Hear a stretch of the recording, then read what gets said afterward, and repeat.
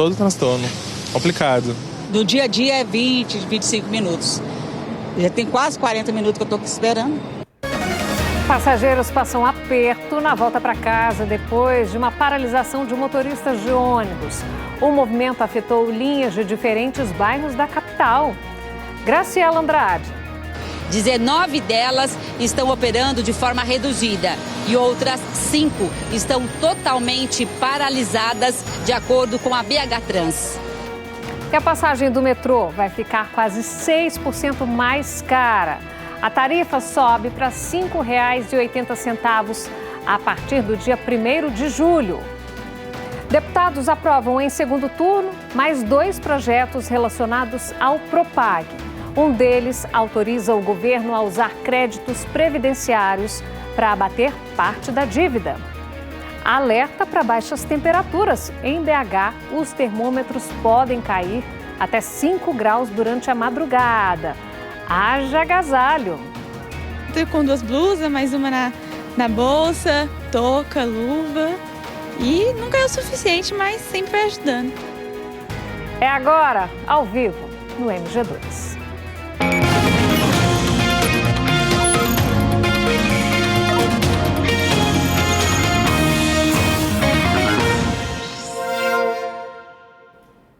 Olá, boa noite. Passageiros do transporte público estão passando aperto na volta para casa em Belo Horizonte. O motivo é uma paralisação de motoristas de ônibus que comprometeu o funcionamento de 24 linhas. A Graciela Andrade está acompanhando toda essa situação aí durante todo o dia. Agora está ao vivo em um ponto da região central. Traz as atualizações para a gente. Como é que está a movimentação por aí? O que os passageiros disseram? Boa noite para você, Graciela. Oi, Liliana, boa noite para você, boa noite a todos. Olha, está tendo uma volta para casa muito difícil, né? E foi assim durante todo o dia. 24 linhas circulando de forma parcial traz um transtorno enorme e isso acaba também refletindo nos outros ônibus que estão circulando. Além disso, 5 linhas estão paradas, não circularam hoje, ou seja, os ônibus nem saíram da garagem. Então, muita gente com dificuldade para chegar ao trabalho e agora à noite para voltar para casa. E esses ônibus que estão circulando de forma parcialmente estão passando aqui pela Afonso Pena, lotados. É o que a gente vai ver agora na reportagem. No meio da tarde, na estação São Gabriel, passageiros precisaram ter paciência na volta para casa. A demora estava longa. Do dia a dia é 20, 25 minutos. Já tem quase 40 minutos que eu estou aqui esperando. Então, já é por causa da greve, né? E foi assim durante todo o dia para quem depende dos ônibus municipais de Belo Horizonte. A gente fica preocupado, né? Porque a gente precisa trabalhar e precisa chegar no horário, né? A Daiane estava apreensiva. Ela não sabia se ia conseguir levar o filho com deficiência física à reabilitação. Agora esperar ver se passa, né? Se não passar, o jeito é ir para casa. Pouco tempo depois, o ônibus que ela precisava apareceu. Ele foi adaptado por outra empresa. O coletivo da linha 4103 estava superlotado. O seu Wilson também esperava o 4103, mas não conseguiu embarcar. É aquele tumulto para entrar, porque a gente não consegue. Ainda mais eu que sou idoso, caiu essa mala pesada aqui, tá vendo cá? Não consigo entrar, não. Tem que ficar aqui esperando porque o outro está lotado. Funcionários da empresa Coordenadas decidiram cruzar os braços ainda de madrugada. Eles reivindicam melhores condições de trabalho, pagamento do salário em dia, regularização no depósito de FGTS, que, segundo a categoria, está em atraso. Enquanto não terminar a negociação, que tiver uma boa resposta para os trabalhadores, não vai parar. Ao todo, 24 linhas municipais que atendem diferentes bairros de Belo Horizonte estão com o serviço comprometido. 19 delas estão operando de forma reduzida e outras 5 estão totalmente paralisadas, de acordo com a BH Trans. A prefeitura diz que está acompanhando a paralisação e que já acionou os consórcios responsáveis e que agentes da BH Trans e da Guarda Municipal estão atuando nas estações e nos pontos finais para orientar os passageiros. O Setra BH, Sindicato das Empresas de Transporte de Passageiros de Belo Horizonte, informou que a paralisação é ilegal e fere a legislação de greve, que determina a comunicação prévia mínima de 72 horas e a manutenção de serviços essenciais, como o transporte coletivo. Na Afonso Pena, os pontos estavam cheios. A calçada ficou pequena para tanto passageiro. A Solange saiu no fim da tarde para trabalhar. Não sabia que a linha dela não estava circulando. Minha equipe que vai chegar lá, eu não vou poder estar dando assistência porque eu tô atrasado. Todo transtorno. Complicado. A linha que Dona Maria precisa pegar para voltar para casa está circulando parcialmente. Ela sabe que vai ser difícil o ônibus não estar cheio. Ontem estava absurdamente cheio, lotado. Hoje vou ver se eu vou conseguir pelo menos entrar. Tem isso também, né? E agora há pouco o sindicato que representa a categoria informou para a nossa produção que logo depois da rodada de negociações, a empresa decidiu pagar o adiantamento do salário dos trabalhadores. Mesmo assim, eles decidiram manter a greve, vão continuar então com a greve, já que as outras reivindicações não foram atendidas ainda. A gente segue acompanhando. Lili. Muito obrigada, tá, Graciela? Agora, do centro, a gente vai para a estação São Gabriel. Quem está por lá é o Hernani Fiuza, mostrando para a gente como é que está a situação nesse momento. Boa noite, Hernani. Ei, Liliana, muito boa noite aí a você, a todos que nos acompanham. Como você disse, né, a gente está aqui na estação, nessa parte lateral, a gente consegue ver que ela está realmente bastante movimentada, mas um movimento considerado normal para esse horário aqui na estação São Gabriel. 6h56 agora.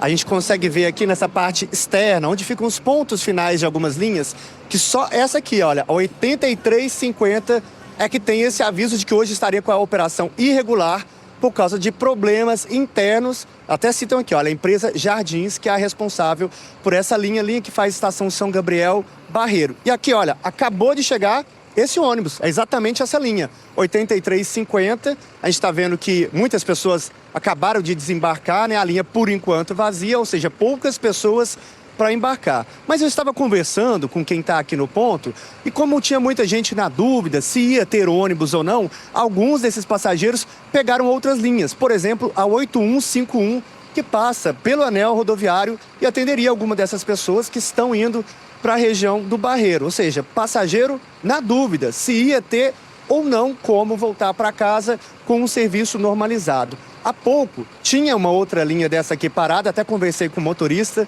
ele disse que chegou para trabalhar por volta de 1h da tarde, ele não estava sabendo da paralisação e disse que só conseguiu sair com o primeiro ônibus 4h da tarde, ou seja, 3 horas depois que ele chegou.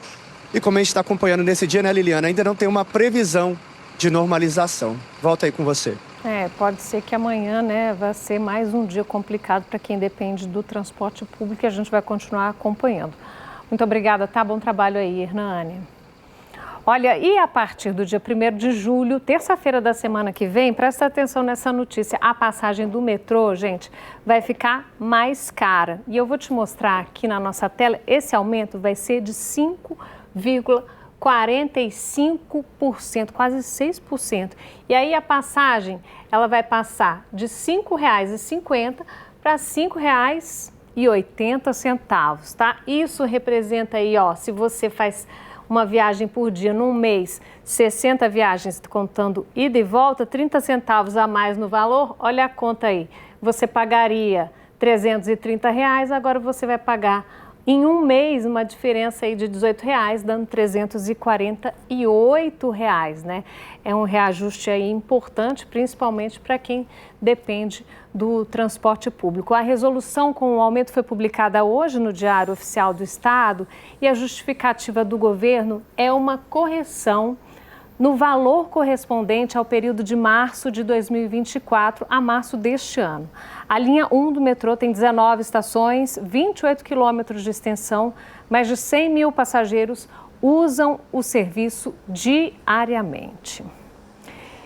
E o número de mortes nas estradas federais que cortam Minas quase triplicou neste feriadão de Corpus Christi em comparação com o balanço da Polícia Rodoviária Federal no mesmo período de 2024. Esses dados, gente, eles correspondem aí aos 4 dias do feriado. Eu vou mostrar para vocês aqui esses dados na nossa tela nova, nossa tela interativa. Segundo a PRF, olha aí, foram 143 acidentes, com 155 feridos, 17 pessoas morreram. Todos os dados aumentaram em comparação com o feriado de Corpus Christi do ano passado. Dá só uma olhada aqui, ó. A gente tem outras informações para vocês. Os acidentes cresceram mais de 21%. Os feridos aumentaram quase 14%. E o mais impressionante é esse dado aqui, ó, número de mortes. Teve um aumento de 183%. É muita coisa. A Polícia Rodoviária Federal também flagrou quase 3.500 motoristas trafegando acima da velocidade permitida, autuou 124 por embriaguez ao volante e destes, 6 motoristas acabaram detidos por crime de trânsito. A Assembleia aprovou hoje mais 2 projetos de lei do pacote do Programa de Pleno Pagamento de Dívidas do Estado. Vamos chamar aqui o André Junqueira, que acompanhou essas discussões, vem acompanhando toda essa história desde o início e traz para a gente agora as atualizações. Boa noite para você, André. Oi, Liliana, boa noite para você, boa noite a todos. Mais 2 proposições que fazem parte da adesão de Minas ao Propag receberam o aval hoje das comissões de Administração Pública e Fiscalização Financeira. Os projetos de lei que autorizam a federalização da Codenge e da Codemig, a companhia que explora recursos minerais no estado, estão prontos para serem votados em primeiro turno no plenário. E hoje, no plenário, os deputados votaram em segundo turno outros projetos ligados ao Propag. Esses projetos vão agora para a sanção do governador. Acompanhe os detalhes. O primeiro projeto aprovado em segundo turno por unanimidade autoriza o governo de Minas a usar créditos previdenciários, valores devidos pelo governo federal ao estado, para abater parte da dívida com a União. O texto final impede que esses créditos sejam negociados com instituições financeiras privadas. O governo também não pode comprometer recursos relacionados ao Fundo da Previdência, que financia o pagamento de benefícios aos servidores. Trazendo a garantia do fundo, da manutenção do fundo e de que o recurso das compensações não seria utilizado em outra finalidade. Então isso foi muito importante, que traz uma garantia ao aposentado, a pessoa que contribuiu com a sua questão previdenciária. O segundo projeto, relacionado ao Programa de Pleno Pagamento de Dívidas do Estado, também foi aprovado em plenário por unanimidade. Os deputados decidiram pela autorização da transferência de créditos tributários e não tributários, como impostos e taxas, para amortizar a dívida. No entanto, o governo fica impedido de negociar créditos destinados a fundos como o de habitação e de erradicação da miséria. Nós estamos fazendo todos os esforços de aprofundamento e debate para aprimorar, dando a garantia de que os projetos aprovados garantirão a melhor forma do governo aderir ao Propag, ajudando o governo e, sobretudo, Minas Gerais a encontrar um caminho para sair da dívida. Um outro projeto de lei ligado ao Propag em tramitação aqui na Assembleia prevê uma mudança na Constituição do Estado. A proposta de emenda estabelece o fim da consulta popular para decidir sobre a venda de empresas como a CEMIG e a Copasa. Um dos propósitos do governo é usar o dinheiro da negociação de estatais para abater parte da dívida de cerca de 165 bilhões de reais que tem com a União. A Assembleia não perderá o prazo. Agora, não adianta nós discutirmos, por exemplo, privatizações, se porventura a Assembleia se manifestar daqui a alguns meses, por exemplo, que nós precisaremos de referendo. Então, ou seja, o referendo só pode ser feito vinculado à eleição, municipal ou estadual. Então, na próxima eleição, nós estamos falando em 2026. Então, essa é uma discussão que nós temos que aguardar primeiro o avanço ou não dessa pauta aqui na casa. Olha, está marcada para amanhã à tarde aqui na Comissão de Constituição e Justiça da Assembleia o início da discussão sobre a possibilidade de acabar com a necessidade do referendo para decidir sobre a venda de empresas como a CEMIG e a Copasa. Liliana, a gente volta com você. Obrigada, André. Boa noite. E o Instituto Nacional de Meteorologia emitiu um alerta para queda nas temperaturas em várias cidades, inclusive da Grande BH. Flávia Cristina já está por aqui, né? E vamos saber se está dando para sentir esse frio já. Boa noite, Flávia.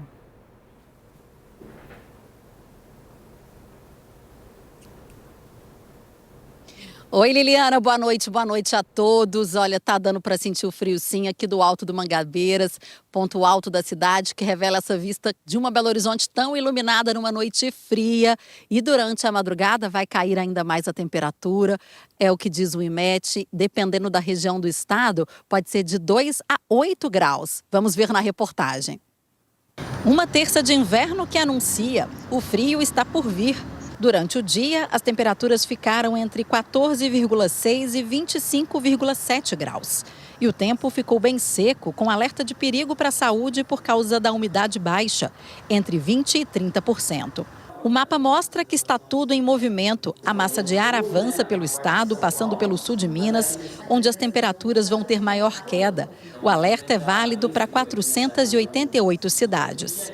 Vai ser uma queda bem significativa em algumas regiões, ocorrência de geadas, né, principalmente no sul, Triângulo Mineiro e região do Campo das Vertentes. A previsão é que a massa de ar polar mexa com os termômetros, sobretudo esta madrugada. Segundo o IMET, BH e região metropolitana também vão sentir o tempo mais frio.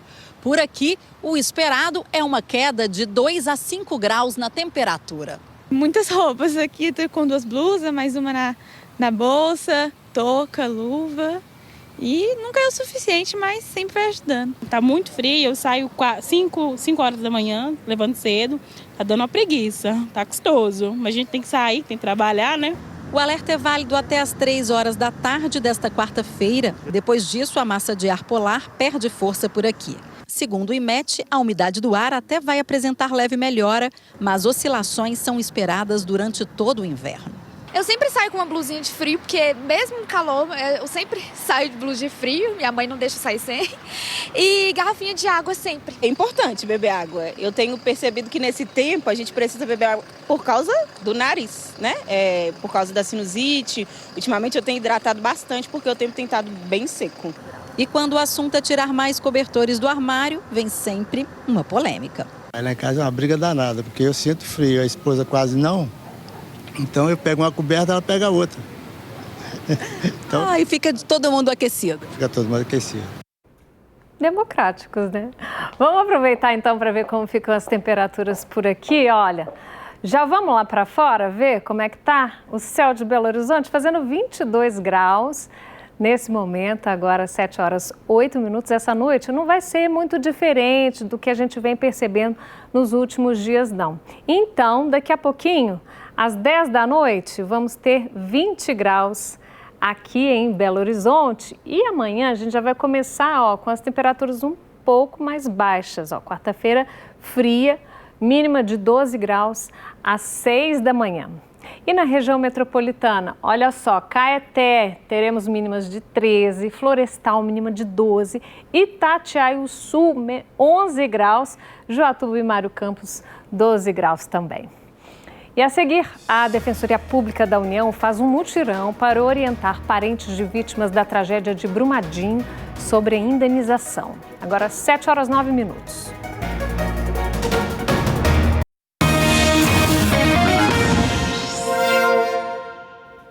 Uma família virou alvo de ameaças em Matozinhos, na Grande BH, onde um morador ganhou 127 milhões de reais na Mega Sena, depois que um vizinho compartilhou o boato de que uma idosa levou o prêmio. Vou te mostrar essa reportagem aqui, que é destaque no G1. Olha só, gente, você pode acessar aí, tem um QR Code para você na tela. E a mensagem do vizinho foi divulgada nas redes sociais no mesmo dia do sorteio e afirmava que a ganhadora seria uma moradora de 60 anos.